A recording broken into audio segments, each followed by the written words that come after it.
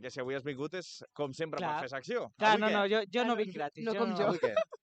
A veure, bona tarda, estimats oients de Bona Gent de tarda. Carrer. Bona tarda. Avui us porto a una dona que jo, des del meu punt de vista, crec que ha sigut una de les persones més maltractades de la història. Va ser autora d'una de les frases més històriques de la història, tot i que sembla que realment mai la va dir ella mateixa. Amics meus, prepareu les vostres empolsades perruques rococó perquè avui viatgem ni més ni menys que al segle XVIII per conèixer a l'última reina de França. Amb tots vostès, Maria Antonieta.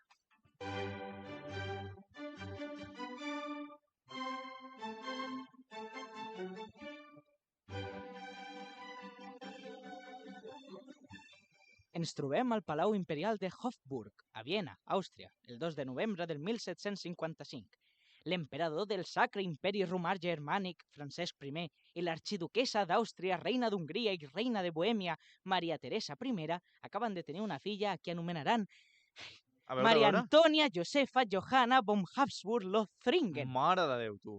Tu imagina't tenir aquest nom i no fer coses importants a la història. Exacte. És impossible. Mira, jo ja estic A cansat. veure, pots tornar a dir això pels nostres oients? A veure, Fas aquest regal? Maria Antònia Sí. Josefa Johanna Ben bé, von sí. Habsburg-Lothringen. Molt bé. A veure, complicats són els cognoms, perquè Espectacular. els noms... Maria No, Antònia Maria- Josefa... Maria Antònia Maria Josefa. i Josefa. Escolta. Mis tres vecinas. Maria Antònia i T'anava a Josefa. dir. Sí, Maria Antònia i Josefa. I Joana, la filla. sí, Exacte. petita. Bueno, continua. A veure, la Maria Antònia aquesta és la Maria Antonieta. I es veu que des de petita els seus pares no és que li fessin massa cas, precisament. Va quedar a càrrec sobretot d'una institutriu i de la seva germana gran, i es va passar gran part de la seva infància entre palaus i jardins. Aquella era la dura vida d'una princesa del segle XVIII. Com una bona filla de família pija que era, es va dedicar a conèixer altres pijos que hi havia rondant per allà. Ui, Un d'ells va ser ni més ni menys que el Wolfgang Mozart, quan era petit. Segons les antigues i superrequetefiables cròniques d'aquella època, els dos es van enamorar i van prometre que es casarien quan fossin grans. Recordem que en aquell moment els dos tenien només 7 anys. Malauradament, aquella història d'amor no podia prosperar. En la noblesa europea d'aquell segle ja estava decidit amb qui et casaries pràcticament des d'abans de néixer. En el cas de la nostra amiga, el pretendent era ni més ni menys que el príncep Lluís de França, fill del rei Lluís XV i net del rei Sol, que, endevineu què, també es deia Lluís. clar, aquí sí que tu et casaven amb gent, i et casaven, és fort dir-ho així, però et Et cas- casaven Sí, sí, sí, però et per casaven conveniència familiar. Amb el teu Exactament. cosí. Sí, sí. Sí, és que No, no, és estava decidit des del moment que naixíes. Deies, mira, he tingut un fill, he tingut una filla, Bueno, el doncs casarà mira, amb cap aquest. aquí que aniràs. Exactament. Clar, la Maria Antonieta tampoc és com que es pogués suposar massa. El destí d'Europa depenia de que es casés amb aquell noi que pràcticament ni coneixia. Mm. Així, el 16 de maig del 1770 es va casar amb el Lluís de França al Palau de Versalles. I què voleu que es digui? No va ser un matrimoni de conte de fades, precisament.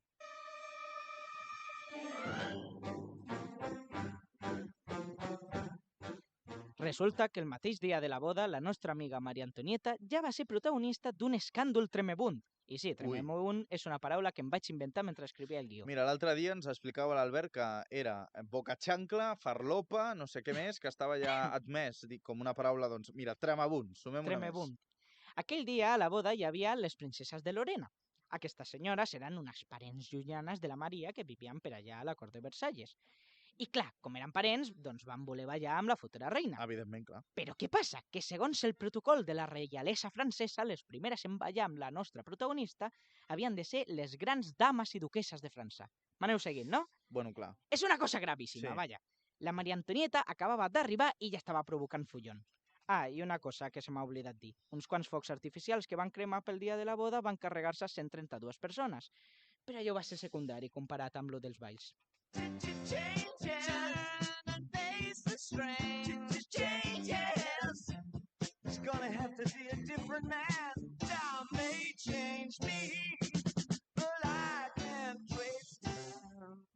És una llàstima que, Albert, no tinguis la càmera posada.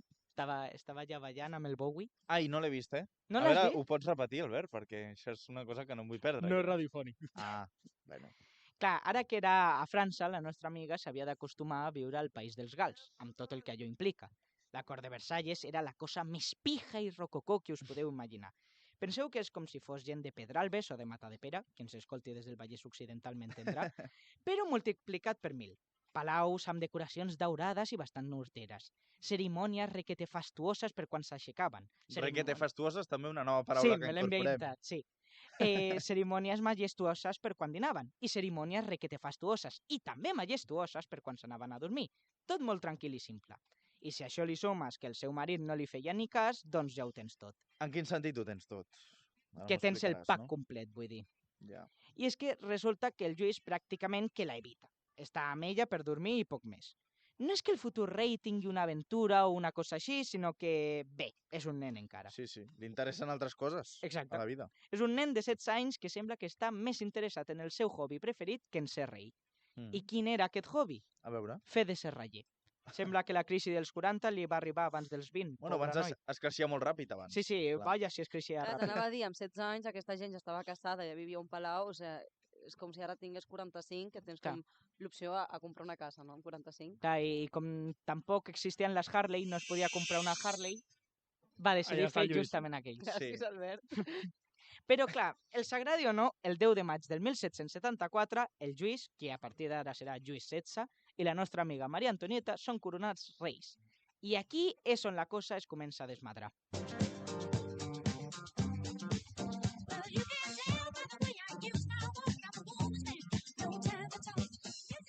Porto 3 setmanes seguides posant aquesta cançó, però és que m'encanta. A més, està completament justificat. Des que és reina, la Maria Antonieta pot fer el que li roti i no se li acut res més que transformar Versalles en el seu Waka Sabadell particular. Podríem fer una pel·lícula de la Maria Antonieta amb aquesta música. Bé, La banda sonora. hi ha una pel·li... Toca minut de silenci. Sí, us demano, si us plau, que fem un minut de silenci perquè copes a mig pal, Waka Sabadell tancarà d'aquí un parell de mesos. Això és real? Això és real. Què m'estàs dient ara? Més real que la vida mateixa. I això quina informació tens? O sigui, això d'on ho has tret? Quines són les fonts? Del diari de Rubí. Ah, bueno. Del no diari seria la del- competència És que volia veritat, colar-se per està, allà. està confirmat. No, o sigui, tinc un amic que espero que m'estigui escoltant ara mateix i no sé si puc donar el nom, però que treballa ja al diari de Rubí i m'ho va explicar. I que va molt a Guaca Sabadell i que està trist, potser, no? No, anava jo més que ell. I la Maria Antonieta sí, no? El Guaca d'allà el Sí. freqüentava el tema, no? Sí, clar, com us deia, la Maria Antonieta s'ha desmadrat i ara fa el que vol. Festes, música, apostes i vestits encara més pijos i rococós. Mentrestant, per tota França se la comença a desprestigiar. O sigui, va ser la primera gran artista de la faràndula que va haver-hi Sí. dins de la reialesa, no? Sí, anava a contracorrent, perquè sí, m'enteneu. sí.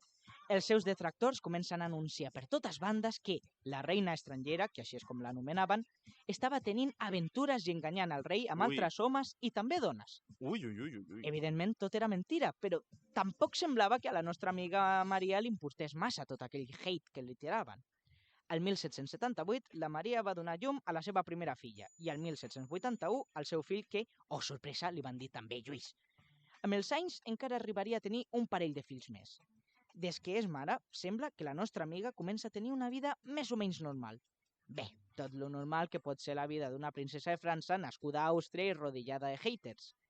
Malauradament, tot canviarà després de l'escàndol del collaret. Ui.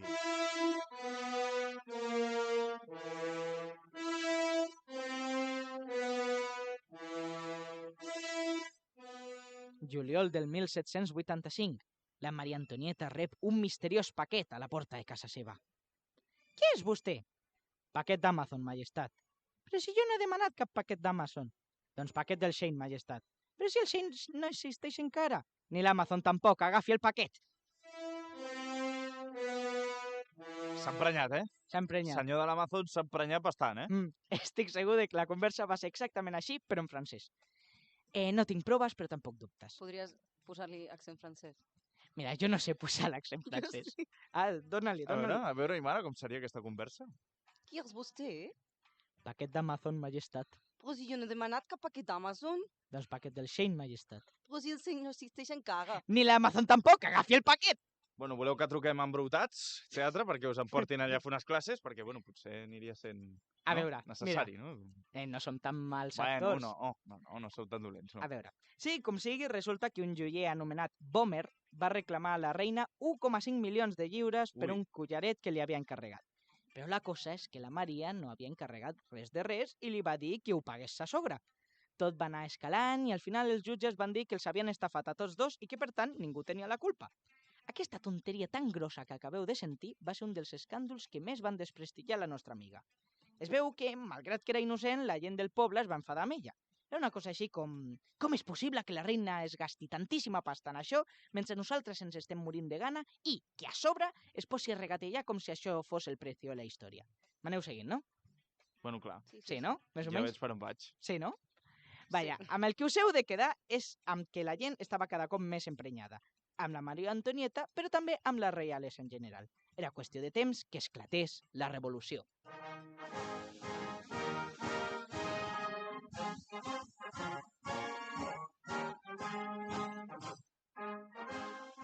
Si us en recordeu una mica en les classes d'història de l'ESO, sabeu que el 14 de juliol del 1789 a París es va armar una de grossa. Bueno, sí, clar.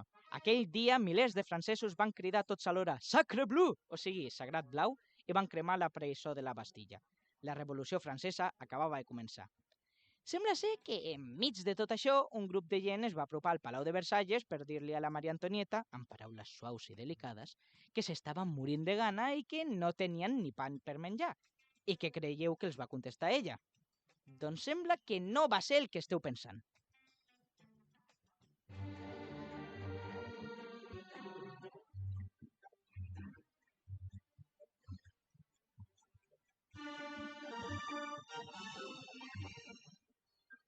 Bueno, estem ara mateix en horari de classes, estem Sí? a punt de fer una classe, estem amb el professor d'Història, l'Òscar. Què ens has d'explicar? Bona tarda i benvinguts a la classe d'història del professor Òscar. Amb tots vostès, el professor Òscar. Ah, Deixeu-los que com mengin... et deies, perdona?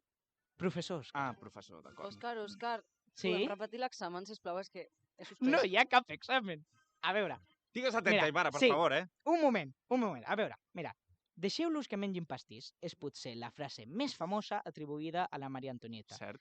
Però sembla ser que mai la va arribar a dir. Segons el reputat filòsof contemporani del segle XVIII, Jean-Jacques Rousseau, aquestes paraules mai van ser pronunciades per la nostra protagonista, sinó per una reina de molts anys enrere. Profe, Fake news, puc anar al estem lavabo? davant de fake news, Sí, A veure. Puc anar al lavabo, profe? sí que pots. Merci, ara arribo. En fi, això... Haurem de posar ordre, Òscar, No, perquè sí, no hi ha serietat, se t'està descontrolant No el tema. no hi ha serietat a aquest programa. No, gens. A veure, digués qui ho digués, això donava igual. El cas és que la gent estava molt cabrellada i la Maria Antonieta n'era perfectament conscient. Veient que si es quedaven a Versalles més temps, els pelarien a tots dos, va agafar el seu marit, que semblava que no es donava massa compte de la situació, i li va dir «Apa, Lluïset, ens n'anem d'aquí».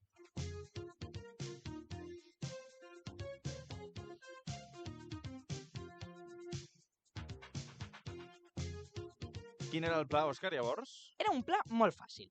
Agafar totes les seves coses i fugir del país abans que els dos perdessin el cap. Ja. Literalment. Clar, clar. La cosa seria anar-se'n a Àustria, el país natal de la Maria, i allà refugiar-se fins que tot es calmés. Fàcil, no? Això sembla. Doncs no. No? Resulta que en arribar a la frontera els van demanar els DNI i al ximplet del Lluís no se li va ocórrer res millor... La roba d'Instagram, no? Li van dir? Sí, Com va arribar a la frontera? sí. Clar, no se li va ocórrer res millor que dir «No, mira, si sóc el rei al que heu fet presoner i a qui us voleu carregar». Inesperadament i contra tot pronòstic els van detenir a tots dos. A veure, Lluís, com t'ho explico? Vull dir, una Lluís cosa una és mica serrar la tontet, no? fusta, Era tontet, perdó. una cosa és serrar la sempre fusta una i l'altra, mica. doncs... Sempre Bueno. qui fica la pota, És un tio. Bueno, ja ho has l'ha dit. dit l'Òscar, no l'he dit jo. Ja ho has jo- dit. Ja ho has dit. Mira, era el que acadèmicament diuen necessita millorar. Sí. Com a professor, no ho dius? Sí. Qualitat de professor. I ara sí que s'ha posat lletja la cosa. Ens trobem els dos empresonats i preparats per afrontar el seu destí final. La pobra Maria, i ara sí que puc dir pobra, s'ha quedat sense cap dels luxes i pijotades que tenia fins ara. La Maria Antonieta ja no és ni una ombra del que havia sigut, però encara té un as sota la màniga. Com diria Toretto, encara li quedava la família.